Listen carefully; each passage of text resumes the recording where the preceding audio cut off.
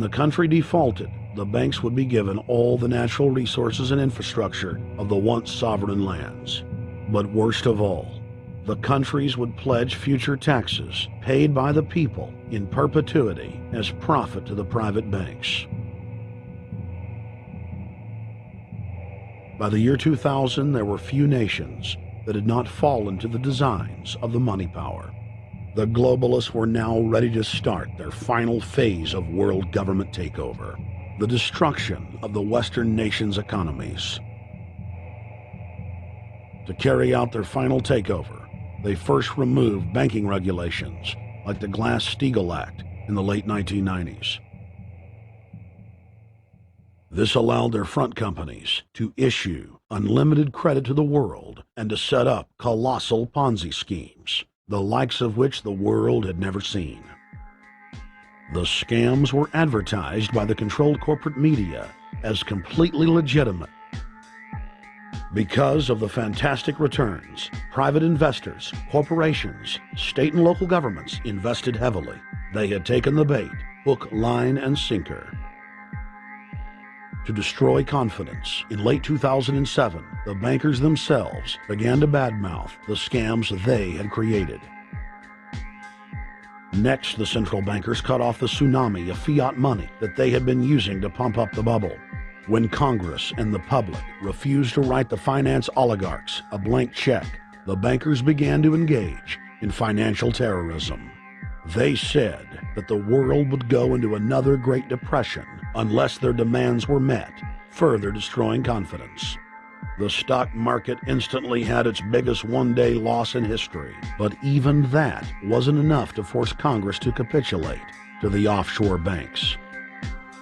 Senator Inhofe of Oklahoma and Congressman Brad Sherman of California, amongst others, told the world that the entire Congress had been threatened with martial law by the White House and the Treasury Department if they didn't pass the so-called banker bailout bill. The only way they can pass this bill is by creating and sustaining a panic atmosphere. That atmosphere is not justified. Many of us were told in private conversations that if we voted against this bill on Monday, that the sky would fall, the market would drop 2,000 or 3,000 points the first day, another couple thousand the second day, and a few members were even told that there would be martial law in America if we voted no. That's what I call fear-mongering. Unjustified. The final version of the bill was kept secret from the Congress until minutes before the vote on October 3, 2008. The Federal Reserve had promised total transparency, that every dime would be accounted for. To Democrats and Republicans who've opposed this plan, I say, step up to the plate. Let's do what's right for the country at this time, because the time to act is now, to prevent the possibility of a crisis turning into a catastrophe. After its passage, the public learned with horror that the bill was really a financial coup d'etat by Wall Street. The bill didn't just give $700 billion to the banks. It was a blank check. And as of February 2009, $9.7 trillion has disappeared into a black hole. Within 24 hours of its passage, Secretary of Treasury Henry Paulson said they were no longer going to use the money to unfreeze the mortgage market by buying bad debt. We went to Congress. Illiquid assets look like the way to go. As the situation worsened, the facts change. I will never apologize for changing an approach or strategy when the facts change. Paulson has, in the meantime, admitted that the subprime mortgage crisis is not the cause, really, of the breakdown of the entire world banking system and the bankruptcy of most of the banks in London and in Wall Street. He said, oh, we're going to buy up toxic assets, but we're not going to worry about subprime mortgages. What he's talking about is derivatives. Derivatives are the center of the crisis. He went on to say that where the money was going was a secret. I believe that banking institutions are more dangerous to our liberties than standing armies. If the American people ever allow private banks to control the issuance of their currency, first by inflation, then by deflation, the banks and corporations that will grow up around the banks will deprive the people of all property until their children wake up homeless on the continent their fathers conquered. The issuing power should be taken from the banks and restored to the people, to whom it properly belongs. Thomas Jefferson, 3rd President of the United States.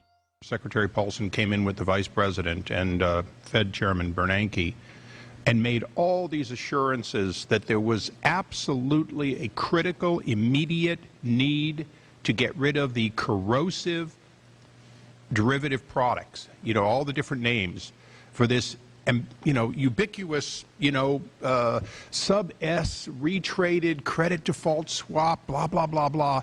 Okay? But they talked about them as though they knew what the hell they were. You got the money and you immediately said, what items, what auction? Now the Treasury just basically cut that out of the bill. And what we have here is a situation where banks are hoarding the money that they're getting from the TARP. They're using the money to purchase other banks. And all of a sudden, the Treasury sent a signal to the banks, forget about it. We're going to give you the money that you want, and you do what you want with it. Unless you direct it specifically, it's not going to happen. I don't think anyone questions, Mr. Kashgari, that you're working hard. Our question is who you're working for.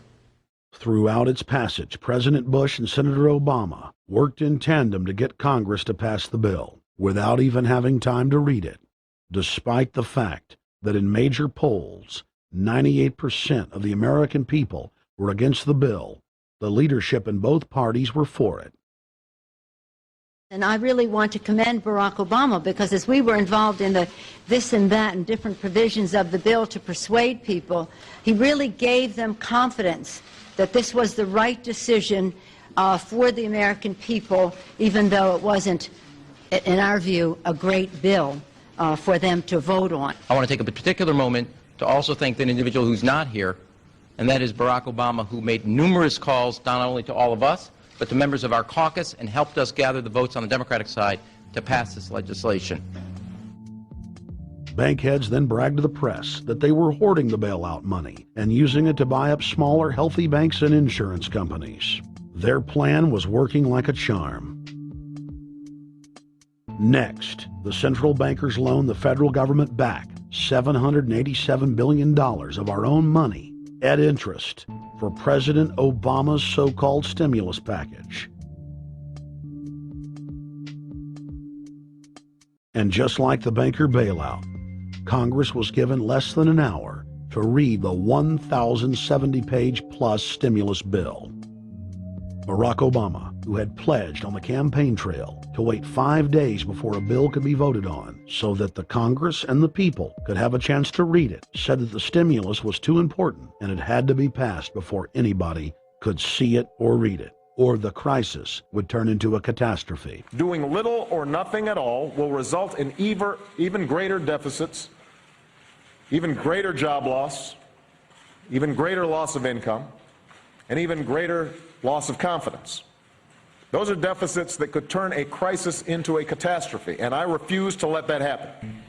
After its Friday passage, in gangster fashion, President Barack Obama took a 4-day vacation and said that there was no rush to sign it.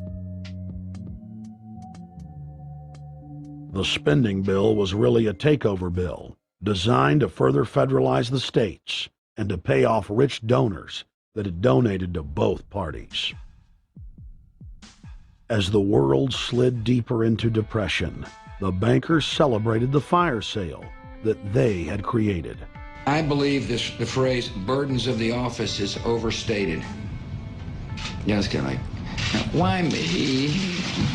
Oh, the burdens, Why did the financial collapse have to happen on my watch? It's just pathetic, isn't it? Self-pity. And I don't believe President-elect Obama will be full of self-pity. With their access to unlimited fiat capital, they could now buy up sectors of the world economy not already controlled by them. For over a century, the Anglo-American establishment had worked to bring the world system to this point. Artificially engineered global bankruptcy. In an address before the